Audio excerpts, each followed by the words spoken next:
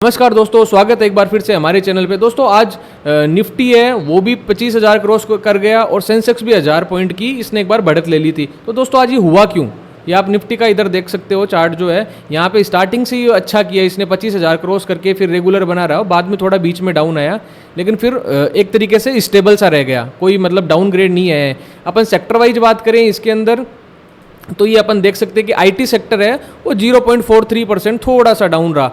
और आज इसके अंदर बात करें अपन एफएमसीजी की सेक्टर की बात करें तो 1.11% के साथ इसने बढ़त दिखाई है।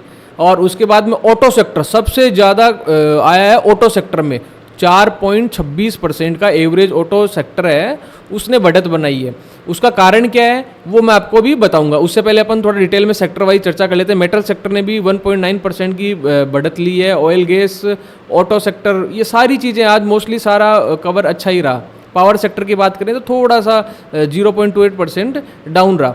अब बात करें अपन टॉप गेनर, ये जो निफ्टी 50 का था मारुति सुजुकी 9.19%। मैं बता रहा हूँ दोस्तों ऑटो सेक्टर बहुत ज़्यादा ग्रो किया है, 9.19 सेक्टर किया है। और लूजर था वो भी कोई खास नहीं था, आईटीसी की बात करें तो 1.26%। अब दोस्तों अपन पॉइंट वाइज बात करते हैं कि ये सब हुआ क्यों। तो सबसे पहले अपन बात करते हैं जीएसटी रिफॉर्म। गवर्नमेंट ने क्या किया, सिर्फ 2 स्लैब रखे हैं। पहले स्लैब थे 5, 12, 18 और 28%, 4 स्लैब थे।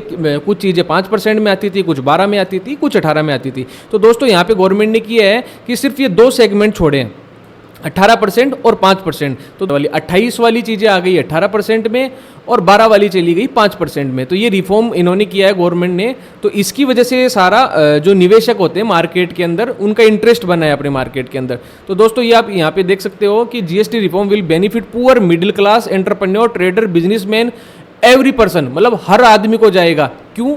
क्योंकि मिडिल क्लास को तो जाएगा ही जाएगा, ये तो नॉर्मल सी बात है। ट्रेडर है उनका भी विश्वास बन रहा है कि मार्केट में पैसा आएगा तो वो भी इन्वेस्ट कर रहे हैं, मार्केट मजबूत बनेगा। ठीक है, ये सेक्टर वाइज है। जैसे ऑटो सेक्टर आज क्यों बढ़ा, तो ऑटो सेक्टर है कि जैसे मान लो ये वाला 28% का जो था जीएसटी सेगमेंट था वो सीधा का सीधा 18% में आ रहा है। तो 18% में आ रहा है यानी गाड़ियाँ हो गई, इनके ऊपर जो टैक्स है, छोटी गाड़ियाँ हो गई, इनके ऊपर जो टैक्स है वो कम होगा, तो लोग गाड़ियाँ ज़्यादा खरीदेंगे। ठीक है, तो इन्वेस्टरों का इसमें भरोसा बना, इस वजह से ऑटो सेक्टर ज़्यादा बढ़ा। ज़रूरत की चीज़ें हैं, एफएमसीजी की चीज़ें होती हैं, जो ज़रूरत की सामान्य चीज़ें होती है, उनकी रेट कट होगी। जिन पे 12% लग रहा था उन पे 5% लगेगा। तो इस वजह से हुआ क्या है दोस्तों, जो मार्केट के अंदर जो रेट है वो कम होने वाली है, इस वजह से इसका बहुत ही ज़्यादा प्रभाव पड़ा है। अब दूसरे पॉइंट पे अपन चर्चा करते हैं। तो दोस्तों ये यहाँ पे आते हैं अपन क्रूड ऑयल पे। जो मार्केट की स्टेबिलिटी है वो थोड़ी सी अभी ठीक हुई है। उसका रीज़न क्या है, ये यहाँ पे आप देखोगे कि क्रूड ऑयल है, क्रूड ऑयल के अंदर जो प्राइसिंग है, इसकी प्राइसिंग है वो डाउन आई है, ये डाउन आया है क्रूड ऑयल। तो क्रूड ऑयल आए ये स्टेबल हुआ है, किस वजह से कि ट्रंप और पुतिन वाली मीटिंग से जो कंक्लूजन निकला, उसका कुछ कंक्लूजन तो नहीं निकला, वो फेलियर थी टोटल मीटिंग, लेकिन फिर भी उसके अंदर हुआ क्या है कि एक स्टेबिलिटी आई है। ट्रंप ने कोई ऐसा वैसा बयान नहीं दिया है कि उससे कुछ मार्केट हिले, वो जो टैरिफ था वो वहीं पे एक तरीके से स्टेबल होकर वहीं पे बात रुकी हुई है। तो इस वजह से ये सारा भी हुआ है। अब थर्ड पॉइंट की अपन बात करते हैं तो वह S&P। ये S&P क्या है दोस्तों, सबसे पहले मैं आपको ये बता दूं, S&P lift India rating BB।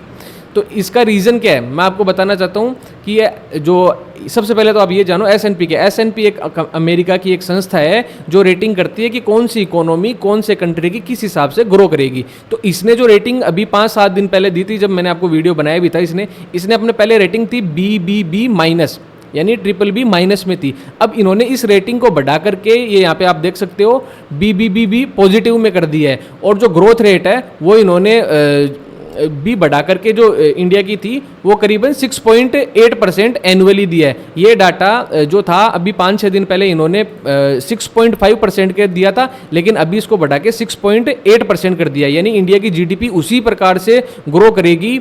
तो ये एक मेन रीजन हो गया, ऑयल सस्ता हो गया, ये वाला मेन रीजन हो गया, और सरकार जीएसटी के अंदर रिफॉर्म ला रही है वो वाला हो गया।